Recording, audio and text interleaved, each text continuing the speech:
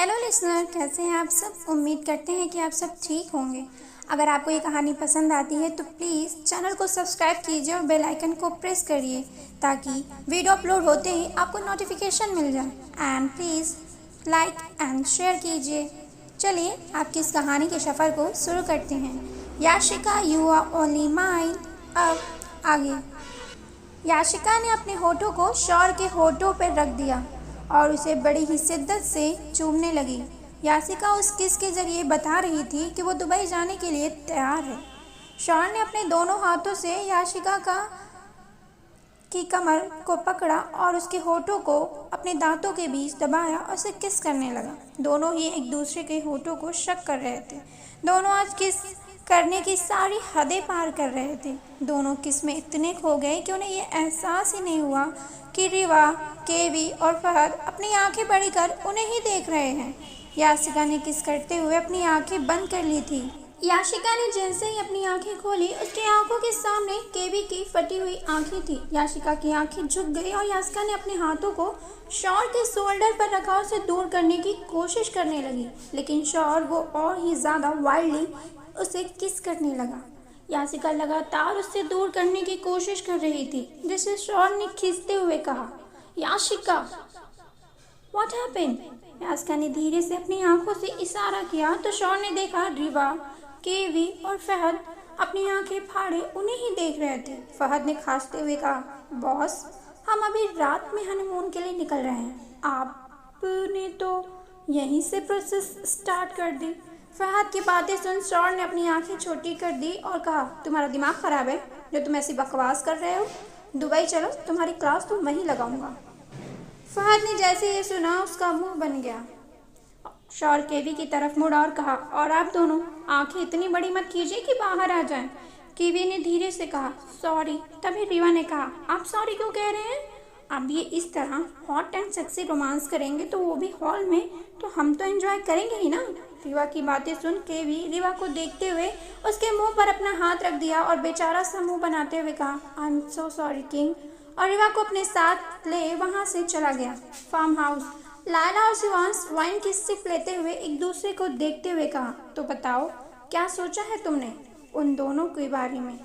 अगर तुमने हमला करवाया तो चोट तुम्हारे इस प्यारे भाई फहद को भी लग सकती है।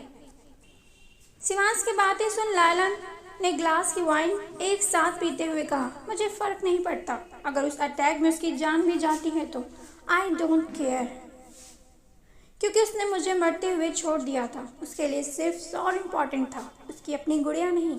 मुझे भी अब उसकी जान से कोई मतलब नहीं। लायला की बात सुन शिवांश ने कहा, आर यू मैड? तुम अपने भाई की जान को भी परवाह नहीं करती। लायला ने अपने वाइन के ग्लास को एक बार और फिल करते हुए कहा, शौर भी तो तुम्हारा भाई है, तो तुम उसे क्यों मारना चाहते हो? लायला के जवाब से शिवांश चुप हो गया। लायला ने शिवांश को देखते हुए कहा, हम किंग को छोड़ उसकी क्वीन को निशाना करेंगे। अगर क्वीन हमारे कब्जे में होगी तो फिर किंग के साथ साथ उसकी पूरी फौज हमारे कब्जे में होगी। हम जो चाहें उनसे करवा सकते हैं। मैं यासी को खून के आंसू रुलाना चाहती हूँ। उसने मुझसे मेरा प्यार छीना है, मेरा सब कुछ छीन लिया। उसे उसके प्यार के हाथों ही जलील करूँगी। तभी शिवांश ने कहा, उसका एक राइट हैंड है, करणवीर, हमें उसे भी टारगेट करना होगा। हमें दोनों को कमज़ोर करने के लिए दोनों की कमज़ोरियों पर निशाने रखने होंगे। दोनों के दिमाग में ही एक शातिर चाल थी। दोनों ही एक दूसरे को देख इवल स्माइल पास की और वहां से निकल गए।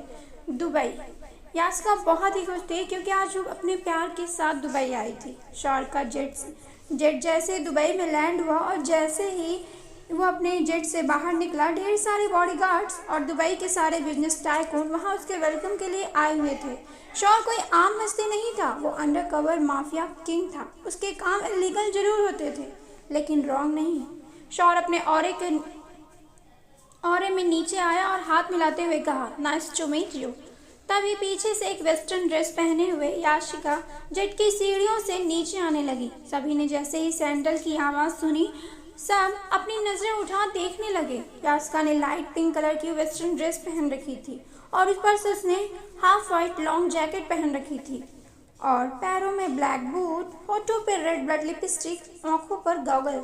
यासिका को देख सबकी आंखें बड़ी हो गई। यासिका जैसे ही नीचे आई, शॉन ने यासिका की कमर पर हाथ रखा और उसे अपने करीब करते हुए कहा, meet my wife Yasika Singh Oberoi. इस न्यूज को सुन सभी शॉक हो गए। तभी दुबई के टॉपेस्ट बिजनेस टाइकून एलेक्स ने कहा, मिस्टर किंग, आपने शादी कर ली। What a shocking. जो कभी किसी लड़की की नजरें उठा के नहीं देखता था, उसने शादी कर ली। शॉन मुस्कुराते हुए यासिका को देखते हुए कहा, जब प्यार होता है ना तो पत्थर भी इंसान बन जाता है।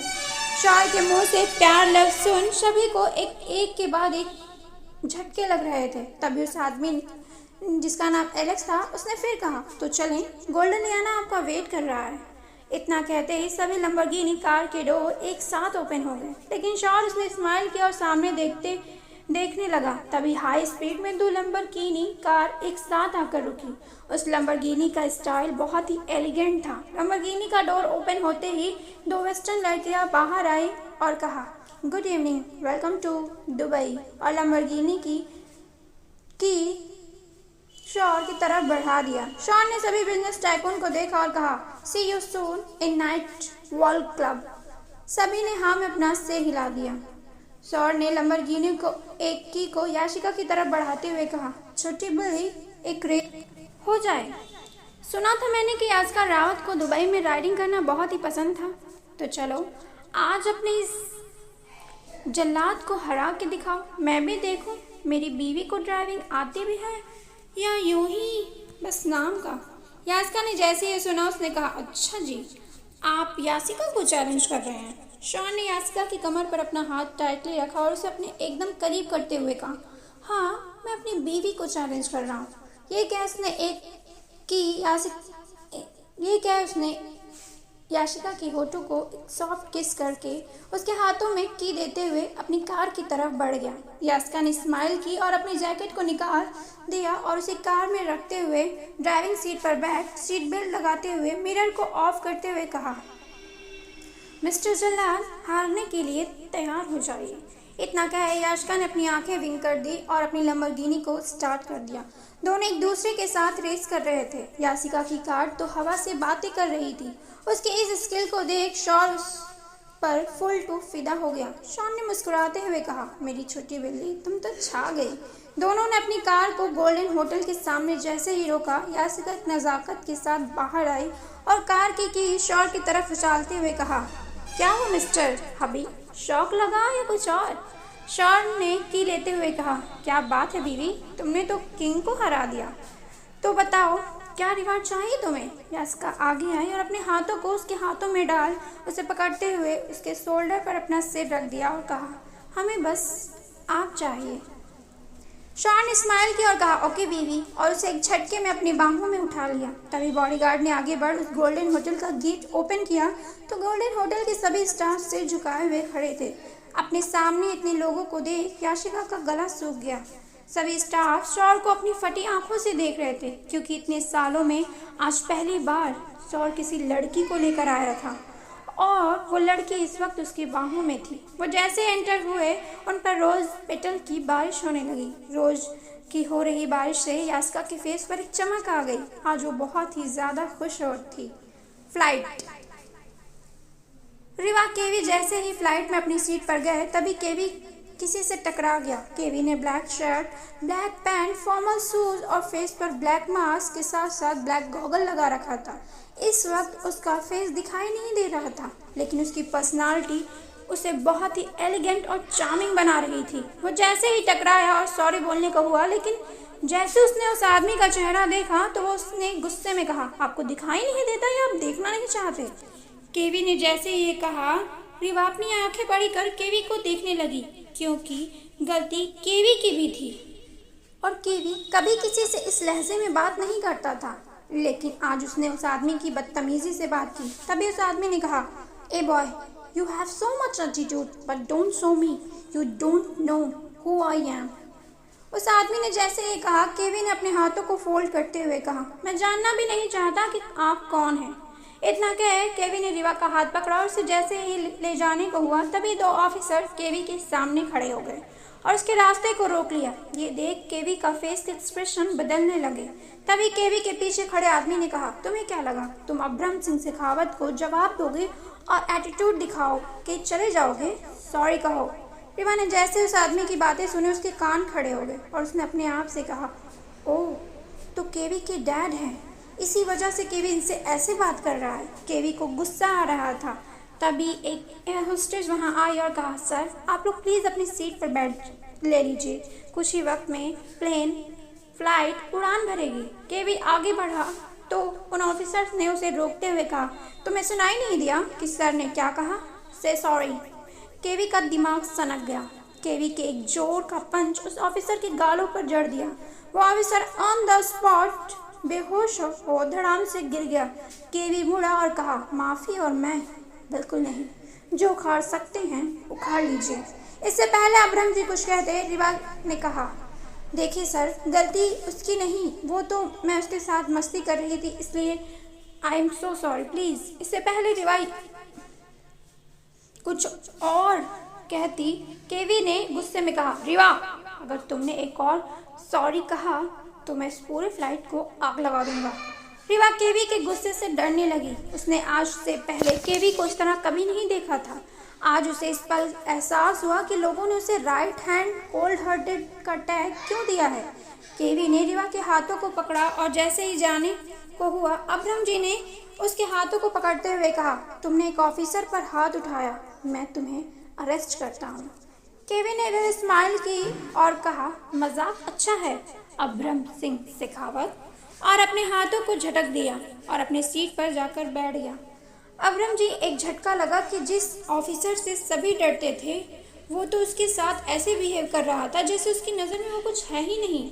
तभी अब्राहम जी केवी के पास जैसे ही जाने को हुए तभी उस फ्लाइट का पायलट उनके पास आया और कहा, सर प्लीज़ वो कोई आम लड़का नहीं है, अगर वो इस फ्लाइट से नीचे गया तो आज कोई भी फ्लाइट नहीं जाएगी, प्लीज़ शांत हो जाइए और हम दुबई पहुंचना ज़रूरी है।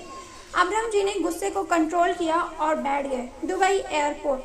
केवी ने पूरे रास्ते रिवा से एक वर्ड नहीं कहा और केवी की खामोशी रिवा की जान ले रही थी। रिवा बार बार उसके हाथों को पकड़ के खींचते हुए कहा, केवी प्लीज ट्राई टू अंडरस्टैंड, मैं बात को नहीं बढ़ाना चाहती थी इसलिए सॉरी कहा। आई नो वो तुम्हारे डैड थे जिनसे तुम नफरत करते हो। रिवा ने जैसे ही कहा केवी के चलते कदम रुक गए। केवी ने गुस्से में कहा, बकवास मत करो, मुझे कोई भी बकवास नहीं सुनने और मैं एक अनाथ हूँ, समझ आया? चलो रिवा। रिवा के हाथों को टाइट पकड़ा और वहां से निकल गया। रूहान पैलेस।